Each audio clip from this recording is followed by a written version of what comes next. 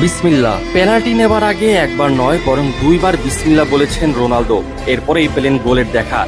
যে রোনালদো বিশ্বকাপের নকআউটে কখনো গোলের দেখা পাননি, অথচ তিনি এবার বিসমিল্লাহ বলেই পেলেন গোলের দেখা।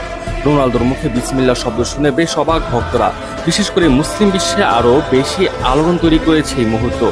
অবশ্য রোনালদো দীর্ঘ সময় ধরে সৌদি আরবে খেলছেন। সেখানকার সংস্কৃতির সাথে এতটাই রোনালদো অভ্যস্ত হয়ে গেছেন যে টুকটাক কিছু মুসলিমদের রীতিনীতি অনুসরণ করেন তিনি। তার এই পরিপ্রেক্ষিতে ক্রোয়েশিয়ার বিপক্ষে পেনাল্টি নেবার সময় বিসমিল্লাহ বলে গোলের দেখা পান ক্রিশ্চিয়ানো রোনালদো। একজন আবার দাবি করেছেন শুধুমাত্র পেনাল্টি নেবার সময় নয় বরং এর আগেও ম্যাচের 11তম মিনিটে ফ্রি কিক নেবার সময় রোনালদো বিসমিল্লাহ বলেছেন। সামাজিক যোগাযোগ মাধ্যমে তুমুল আলোচনা হচ্ছে রোনালদো এভাবে বিসমিল্লাহ বলায়। মুসলিম বিশ্বে বেশ ভাইরাল হচ্ছে এই মুহূর্ত। যদিও রোনালদো ইসলাম ধর্ম গ্রহণ করেননি, তবে সৌদি আরবে থাকতে থাকতে ইসলামের কিছু ব্যাপার প্রায় সময় তার মাঝে দেখতে পাওয়া যায়।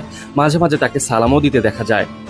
তবে আজকের এই দিনটা রোনালদোর জন্য আরও বেশি স্পেশাল। ক্রোয়েশিয়ার বিপক্ষে শ্বাসরুদ্ধকর ম্যাচে পর্তুগাল যেভাবে